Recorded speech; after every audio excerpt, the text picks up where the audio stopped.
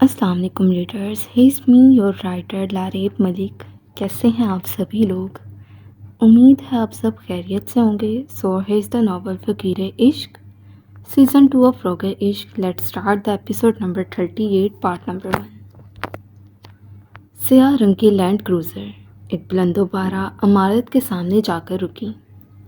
Felix نے ایک نظر باہر کی جانب دیکھا، پھر اپنی کیب سر کے آگے کرتا گاڑی کا دروازہ کھولے باہر نکلتا، ارسلہ کی سائڈ پر جاتا، دروازہ کھولے اپنا بھاری سرخ ہاتھ اس کے سامنے پھیلا گیا۔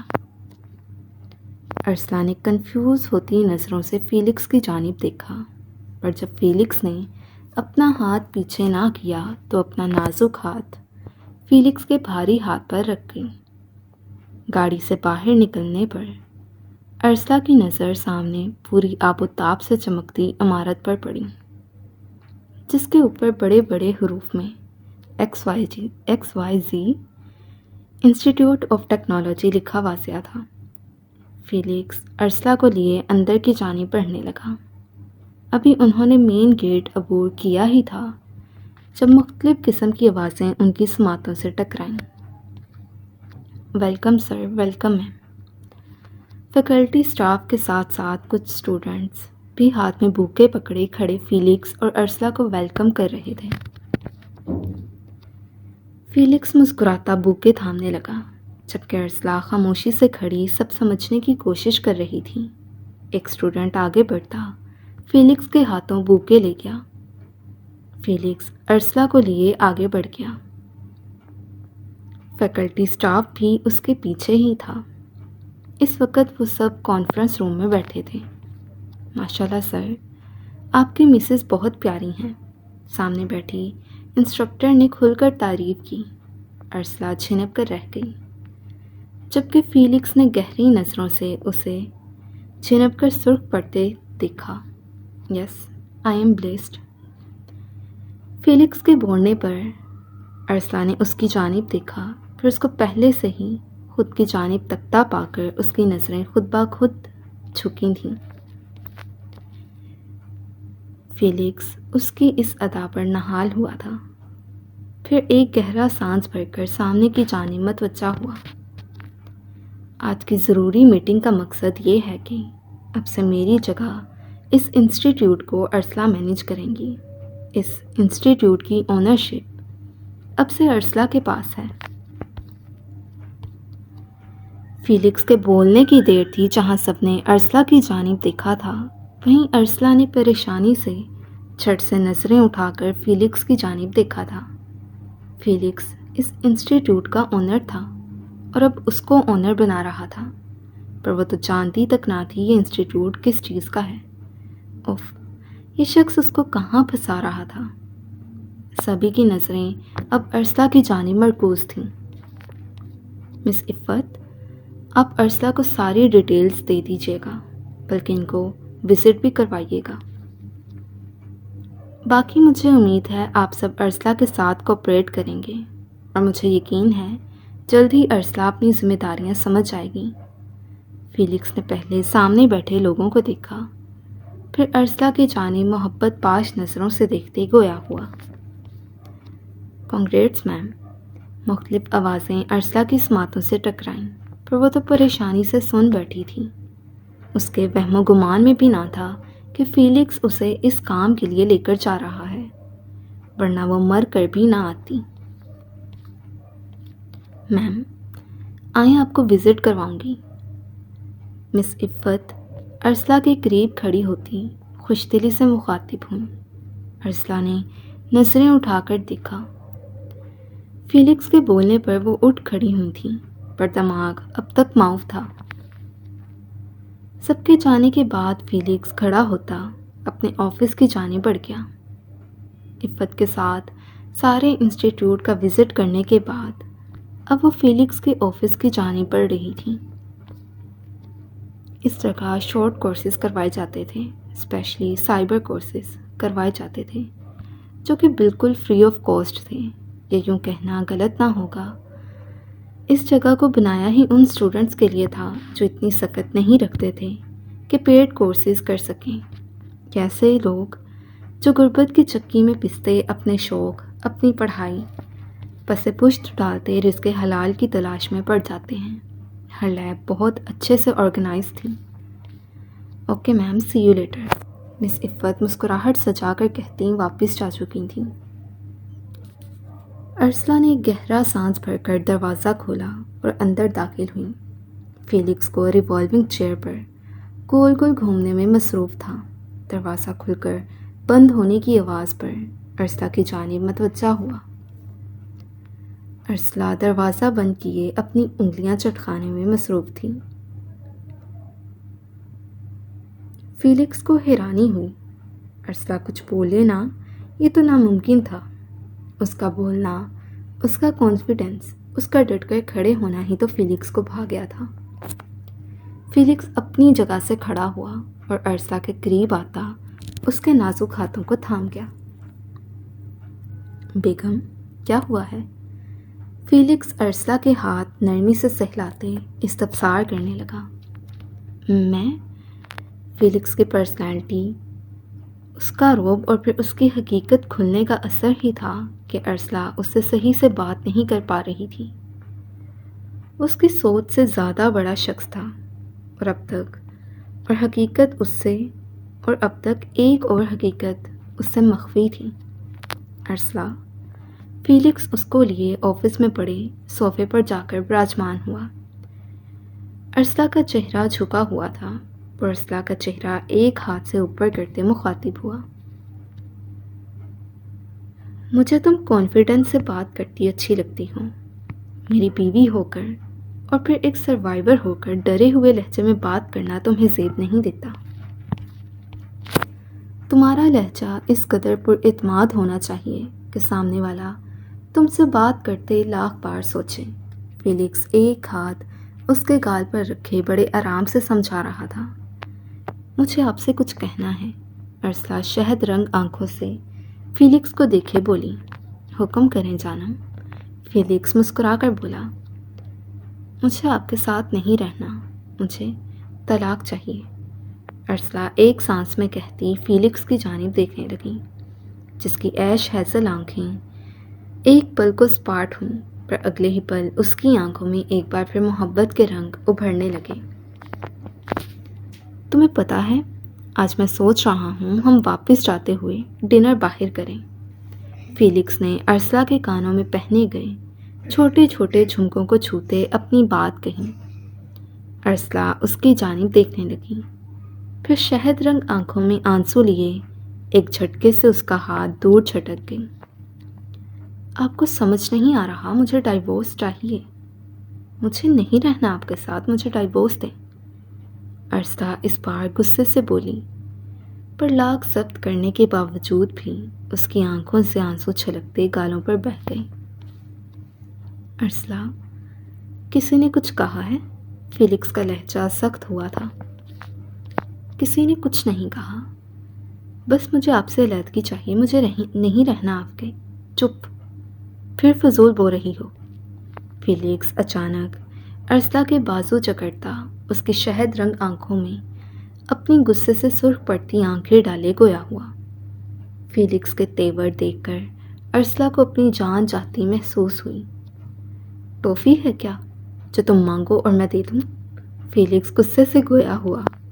پاگل لڑکی، ادھر میں تمہیں اپنے گھر لے جانے والا ہوں۔ اپنے گھر ہر جگہ تمہیں اپنی وائف ڈکلیئر کر چکا ہوں اور ادھر تم مجھ سے دور جانا چاہتی ہو۔ دیکھیں، مجھے آپ طلاق دیں، مجھے رہنا ہی نہیں ہے آپ کے ساتھ۔ بیوی بتا چکے ہیں تو میرا ہیڈک نہیں ہے۔ 100 لوگوں کی طلاقیں ہوتی ہیں، میری بھی ہو جائے گی تو۔ ارسلہ آنسو بہاتے فیلکس کو دیکھنے لگی، پر ایک ہاتھ سے آنسو صاف کیے ایک بار پھر گویا ہوئی۔ جب فیلکس نے اپنی بیلٹ سے گن نکالی اور یکدم ہی ریلوڈ کرتے ارسلہ کی پیشانی پر رکھی، ارسلہ کی زبان کو بریک لگا۔ وہ پھٹی پھٹی آنکھوں سے فیلکس کو دیکھنے لگی۔ اسے اپنی پیشانی پر رکھی گئی بندوق سے زیادہ خوف فیلکس کے پتھریلے تاثرات سے آ رہا تھا۔ اب اگر تم نے ایک بار بھی اپنے منہ سے طلاق جیسا فضول لفظ نکالا تو تمہاری قسم بیگم، اس گن کی 6 کی 6 گولیاں تمہارے زنگ لگے دماغ میں اتار دوں گا۔ فیلکس اس قدر اس واقعیت سے گویا ہوا کہ ایک پل کو تو ارسلہ بھی کانپ کر رہ گئی۔ ارسلہ کو روتے دیکھ فیلکس نے اس کے سر سے بندوق ہٹائی، پھر جیب سے فون پکڑے کسی کو کال کرنے لگا۔ 10 منٹ میں گاڑیاں پہنچ جانی چاہیے، مجھے ابھی حویلی کے لیے نکلنا ہے۔ میرے گارڈز کے علاوہ 2 گاڑیاں اور ہونی چاہیے۔ فیلکس کے غصے سے کہنے پر ارسلہ جھٹ سے فیلکس کو دیکھنے لگی۔ کون سی حویلی، کون سے گارڈز؟ وہ حق تک بیٹھی اب فیلکس کی شکل دیکھ رہی تھی جو بے تحاشا غصے کی وجہ سے کانوں کی لو تک سرخ پڑ چکی تھی۔ کال کاٹنے کے بعد فیلکس نے ارسلہ کی جانب دیکھا جو شہد رنگ آنکھوں میں آنسو کے ساتھ ساتھ حیرت لیے اس کو ہی دیکھ رہی تھی۔ فیلکس نے ہاتھ بڑھا کر ٹیشو تھاما، پھر سرخ چہرے کے ساتھ ٹیشو سے اس کے آنسو اور نم آنکھیں صاف کرنے لگا۔ ارسلہ کچھ بولنے ہی والی تھی جب فیلکس کی سپاٹ نظریں دیکھ وہ خاموش ہوئی۔ فیلکس نے ہاتھ بڑھا کر اس کا دوپٹہ سیٹ کیا اور خود کھڑا ہوتا اس کا ہاتھ اپنی گرفت میں لیتا ارسلہ کو بھی کھڑا کر گیا۔ خان، ہم کہاں جا رہے ہیں؟ وہ لوگ مین گیٹ سے باہر نکلے ہی تھے جب سامنے کھڑی 4 سے 5 گاڑیوں کو دیکھ ارسلہ کا دل اچھل کر حلق میں آیا تھا۔ پھر فیلکس کو ان گاڑیوں کی جانب بڑھتے دیکھ ارسلہ گھبرا کر گویا ہوئی۔ تمہارے سسرال، فیلکس ارسلہ کی جانب دیکھتے گویا ہوا۔ السلام علیکم خان، جب ارد گرد کھڑے گارڈز نے فیلکس کو سلام کیا جس کا فیلکس نے جواب دیا اور گاڑی کا دروازہ کھولے ارسلہ کو پیسنجر سیٹ پر بٹھانا چاہا۔ مجھے نہیں جانا، ارسلہ نے اپنی کلائی فیلکس کی گرفت سے چھڑوانی چاہی، پر فیلکس کی گرفت سخت تھی۔ اس نے قہر بھری نگاہ ارسلہ پر ڈالی۔ اس وقت وہ فیلکس تو لگ ہی نہیں رہا تھا، اس کی آنکھوں میں ہی اتنا روب و دبدبا تھا۔ ارسلہ کا رنگ یکدم اڑا تھا اور پھر ارد گرد رائفلیں تھامے گارڈز۔ ارسلہ کو کچھ سمجھ نہیں آ رہا تھا۔ ارسلہ کے خاموش ہونے پر فیلکس نے اس کو گاڑی میں بٹھایا اور دروازہ بند کرتا دوسری جانب جاتا ڈرائیونگ سیٹ پر براجمان ہوا۔ انہیں سفر کرتے تقریباً 3 گھنٹے سے زائد ہو چکے تھے۔ شام اپنے پر پھیلا چکی تھی، سورج غروب ہو رہا تھا۔ ایسے میں وہ 5 گاڑیاں جس میں اسلحے سے مزین گارڈ موجود تھے تیزی سے اپنی منزل کی جانب رواں تھیں۔ ارسلہ وقتاً فوقتاً فیلکس کی جانب دیکھ رہی تھی جو مکمل سنجیدگی سے گاڑی چلانے میں مصروف تھا۔ خان، ارسلہ نے ہمت کرتے فیلکس کو مخاطب کیا۔ فیلکس نے ایک نظر ارسلہ کو دیکھا، پھر ہاتھ بڑھا کر بیک سیٹ سے شوپر اٹھائے ارسلہ کی گود میں رکھ گیا۔ ارسلہ کبھی فیلکس کو تو کبھی اپنی گود میں رکھے گئے شوپر کو دیکھ رہی تھی۔ اس میں سینڈوچ اور دوسری چیزیں ہیں، تم نے کھانا نہیں کھایا ہوا، کھانا کھاؤ۔ فیلکس ڈرائیو کرتے ایک نظر ارسلہ کو دیکھتے بولا، نہیں مجھے نہیں کھانا، گاڑی روک کر میں خود کھلاؤں؟ فیلکس آئی برو اٹھائے استفسار کرنے لگا۔ ارسلہ خاموش ہوتی نم آنکھیں لیے شوپر کھول کر سینڈوچ نکالتی کھانے لگی۔ وقتاً فوقتاً وہ اپنے بہتے آنسو بھی صاف کر رہی تھی۔ وہ جانتی تھی کہ طلاق کی بات کر کے وہ فیلکس کو بہت غصہ دلا چکی ہے، پر اب اسے فیلکس سے ڈر بھی لگنے لگا تھا۔ خان، آپ کون ہیں؟ اب کی بار ارسلہ سامنے ڈیش بورڈ پر رکھے گئے ٹیشو کے ڈبے سے ٹیشو اٹھاتے اپنی ناک صاف کیے سوں کرتے گویا ہوئی۔ جلد ہی پتہ چل جائے گا، فیلکس سنجیدہ لہجے میں گویا ہوا۔ ارسلہ خاموش ہو گئی۔ اب گاڑی اونچے نیچے پتھریلے راستوں پر بھاگ رہی تھی اور ارسلہ کے اندر پھیلی بے چینی بڑھتی ہی چلی جا رہی تھی۔ وہ اس وقت پشاور میں تھی۔ لاہور کی حدود سے نکلتے وہ یہ تو جان چکی تھی، پر اب وہ کس علاقے میں تھی؟ ارسلہ کا دماغ الجھتا چلا جا رہا تھا۔ کالے رنگ کی گاڑی ایک طویل روش پر چلنے لگی۔ اب ارد گرد گارڈ کی ایک بھاری نفری موجود تھی جو اپنے اوڑھنے کے انداز سے پٹھان معلوم ہو رہے تھے۔ کچھ دور ہی گئے تھے جب سفید رنگ کی بلند محل نما حویلی ارسلہ کی نگاہوں کے سامنے گھومی۔ ارسلہ کی نگاہیں اس منظر سے پلٹنے سے انکاری تھیں۔ ڈھلتے سورج کی کرنوں میں سنگ مرمر کی عمارت چمک رہی تھی۔ گاڑی طویل روش سے ہوتی ہوئی حویلی کی راہداری میں جا کر رکی۔ گاڑی کے پیچھے موجود گارڈز جلدی سے اترتے فیلکس کی سائڈ کا دروازہ کھول گیا۔ فیلکس ایک شان سے گاڑی سے اترتا ارسلہ کی جانب بڑھا اور دروازہ کھولے اس کا ہاتھ تھامتا اس کو گاڑی سے باہر نکال گیا۔ ارد گرد کا ماحول دیکھتے ارسلہ نے اپنا گلا تر کرتے بے ساختہ ہی فیلکس کے ہاتھ کو مضبوطی سے تھاما تھا۔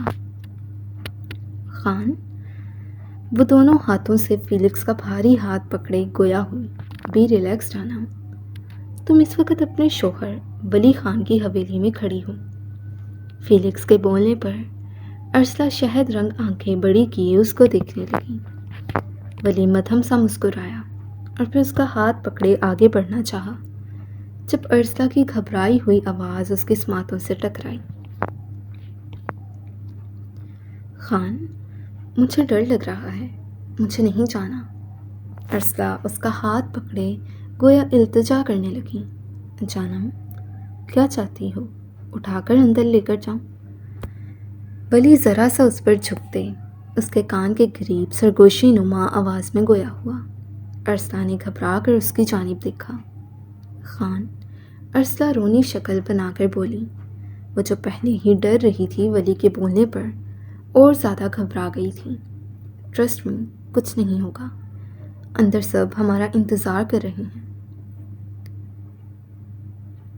ولی مدھم مسکراہٹ سے مسکراتے گویا ہوا، پھر ارسلہ کا ہاتھ پکڑے حویلی کے داخلی دروازے سے اندر کی جانب بڑھ گیا۔ ارسلہ نے ولی کا ہاتھ مضبوطی سے جکڑا ہوا تھا۔ وہ اندر داخل ہوئے ہی تھے، شہروز خان کے علاوہ سبھی لوگ جو پہلے سے لاؤنج میں بیٹھے تھے یکدم کھڑے ہوئے اور سامنے بیٹھے شہروز خان کو دیکھ ارسلہ نے ایک بار پھر ولی کی جانب دیکھا۔ سیاست کی وجہ سے شہروز خان اکثر ہی خبروں کی سرخیوں میں ہوتا تھا۔ شہروز خان کھڑا ہوا اور قدم بقدم چلتا ولی کے قریب آیا۔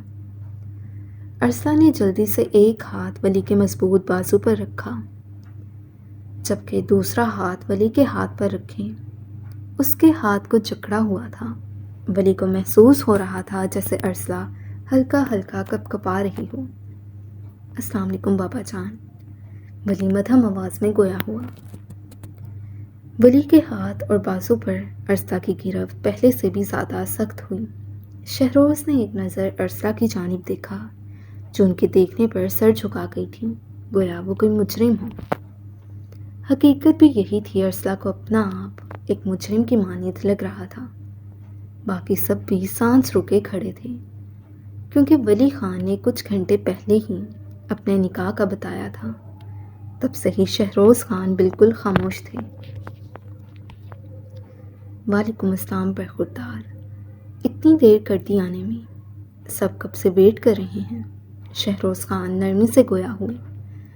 ارسلہ کی موجودگی میں وہ ولی سے کوئی بات نہیں کرنا چاہتے تھے، نہ ہی اس کو جھاڑ پلانا چاہتے تھے، سو اسی لیے یوں گویا ہوئے تھے۔ ولی اپنے باپ سے اس قدر نرمی کی توقع نہیں کر رہا تھا، پر شہروز خان کے رویے کو دیکھ اسے خوشگوار حیرت ہوئی تھی۔ شہروز نے ارسلہ کی جانب دیکھا جو اب تک سر جھکائے ہوئے تھی۔ اس کا سرخ چہرہ بتا رہا تھا کہ وہ ابھی رو دے گی۔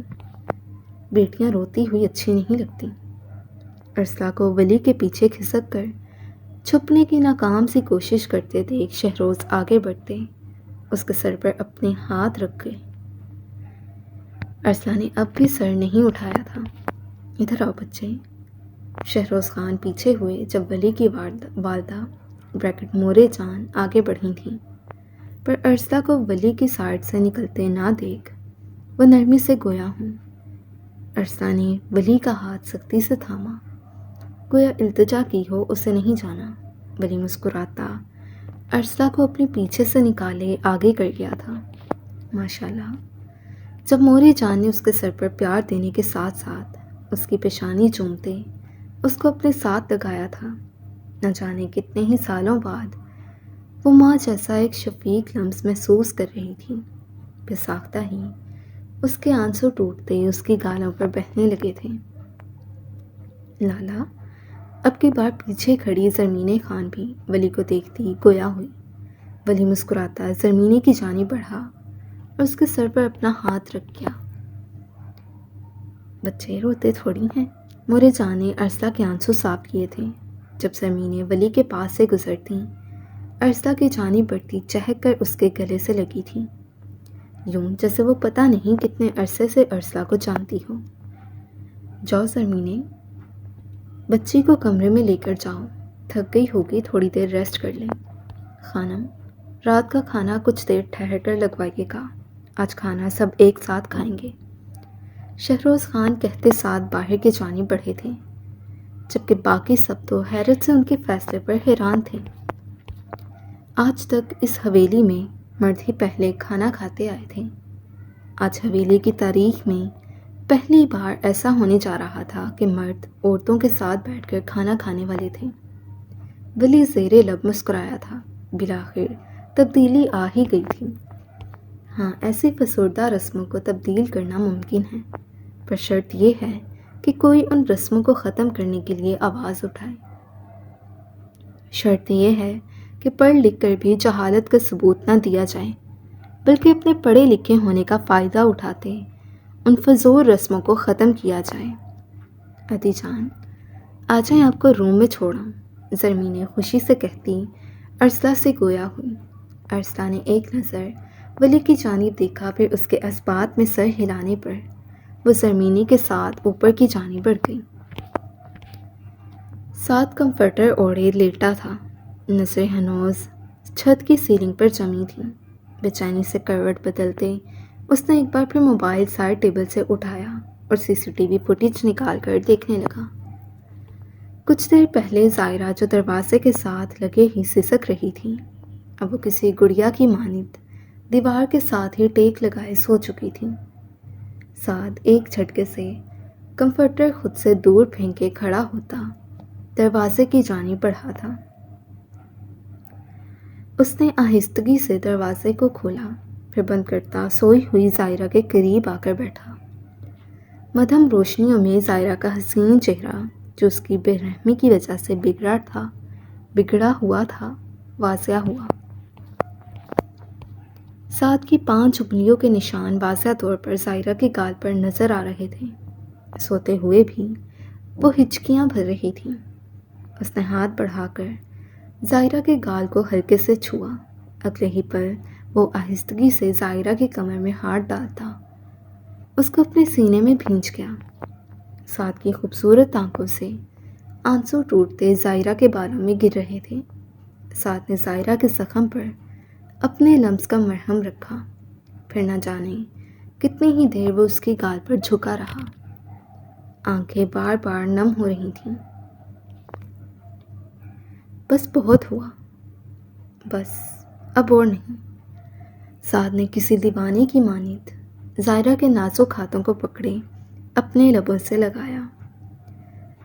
وہ ہاتھ اب وہ دیوانہ وار چوم رہا تھا جس کو وہ کچھ دیر پہلے بڑی بے دردی سے چھٹک چکا تھا۔ میں تمہیں اور تکلیف نہیں دے سکتا، میں تمہیں تکلیف میں نہیں دیکھ سکتا، تمہیں تکلیف دینا میرے بس میں نہیں ہے۔ میں کہتا ہوں میں زائرہ ملک کو تکلیف دے رہا ہوں، پر تمہاری ہر تکلیف میرے دل میں درد پیدا کرتی ہے۔ وہ دیوانہ وار زائرہ کو خود میں بھینچے رو رہا تھا۔ ہاں، سعد ہمدانی شدت سے آنسو بہا رہا تھا۔ وہ اپنی زندگی میں بس ایک بار رویا تھا، جب اس کے باپ کی لاش اس کے سامنے پڑی تھی، اور آج ایک بار پھر وہ رو رہا تھا۔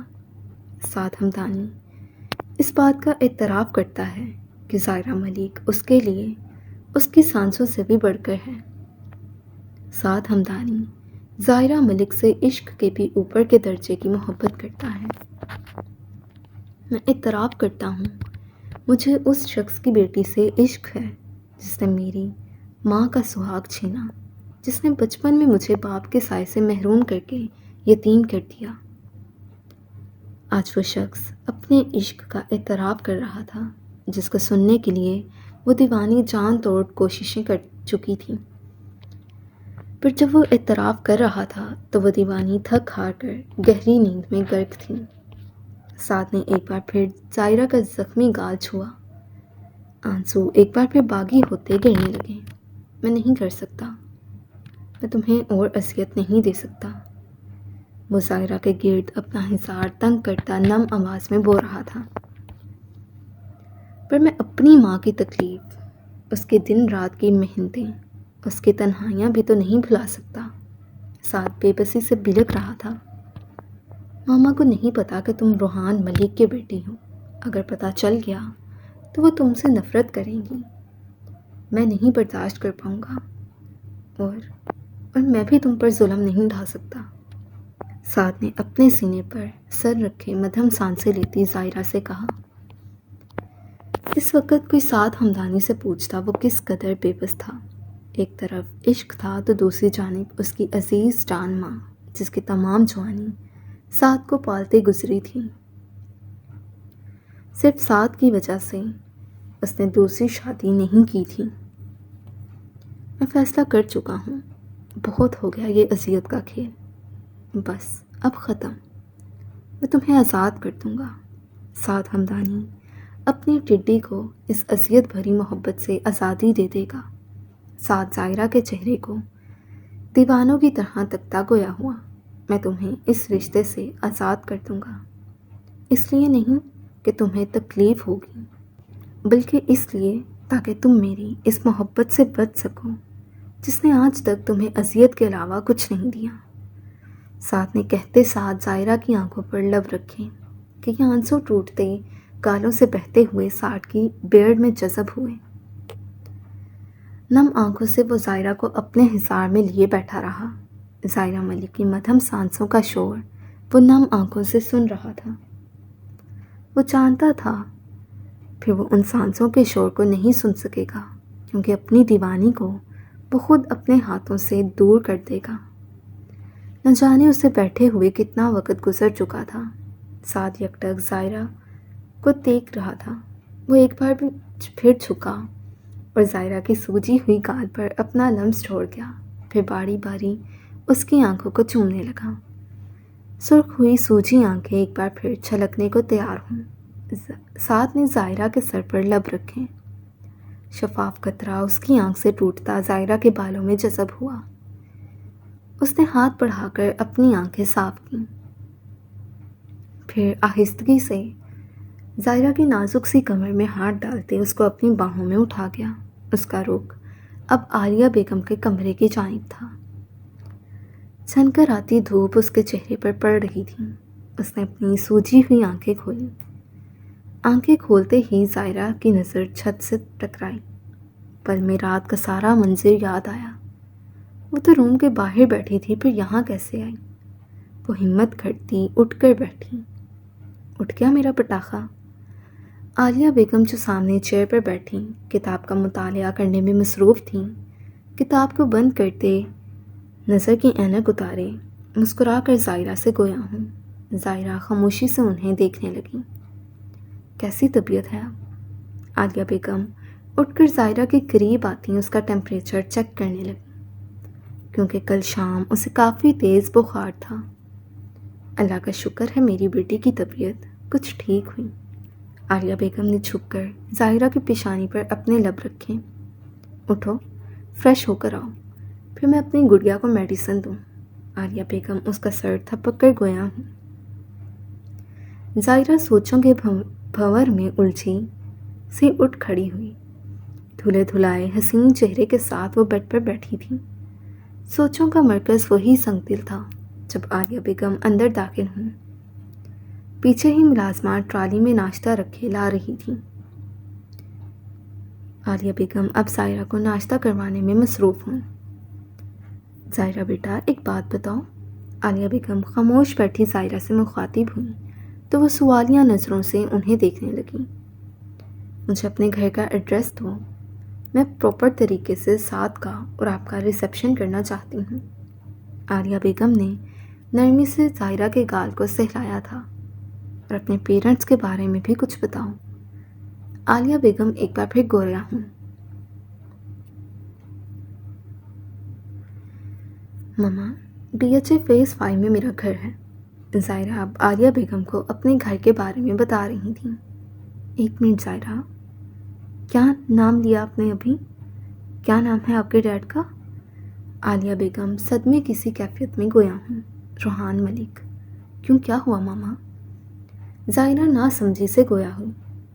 تم روحان ملک کی بیٹی ہو؟ عالیہ بیگم کے منہ سے الفاظ اٹک کر ادا ہوئے۔ کچھ نہیں جانتی آپ ماما، یہ جس کی آپ سائڈ لے رہی ہیں، جس کی وجہ سے آپ نے اپنے بیٹے پر ہاتھ اٹھایا ہے، اس کے بارے میں آپ کچھ نہیں جانتی۔ ساتھ کے الفاظ عالیہ بیگم کو سنائی دینے لگے۔ بساختہ ہی ان کے ہاتھ میں موجود جوس کا گلاس زمین بوس ہوا۔ ماما، آر یو آل رائٹ؟ ظاہرہ جلدی سے آگے بڑھی۔ عالیہ بیگم یکدم تیز تیز سانسیں لینا شروع ہو چکی تھیں اور ظاہرہ کے یکدم ہاتھ پیر پھول چکے تھے۔ آپ کو کیا لگتا ہے اس 2 ٹکے کی لڑکی پر سعد ہمدانی عاشق ہو گیا تھا جو اس کو کڈنیپ کر کے لے آیا؟ آپ ہر چیز سے ناواقف ہیں۔ ماما پانی پئیں۔ ظاہرہ نے گلاس میں پانی انڈیلتے عالیہ بیگم کو تھمانا چاہا۔ سعد کو تکلیف کی شدت سے عالیہ بیگم سے بولنا محال تھا۔ سعد کو تکلیف کو اگنور کرتے عالیہ بیگم نے ایک بار پھر بولنا چاہا مگر ناکام رہیں۔ میں سعد کو بلاتی ہوں۔ ماما، میں سعد کو بلاتی ہوں۔ ظاہرہ ایک جھٹکے سے بیڈ سے کھڑی ہوتی ننگے پیر باہر کو بھاگی تھیں۔ سو ریڈرز، یہ تھی آج کی episode. Hope so you like it. اگر آپ کو پسند آئی ہے تو لائک کریں، کمنٹ کریں اور چینل کو سبسکرائب کرنا تو بالکل بھی مت بھولیں۔ ملتے ہیں نیکسٹ ایپیسوڈ کے ساتھ، تب تک کے لیے اللہ حافظ۔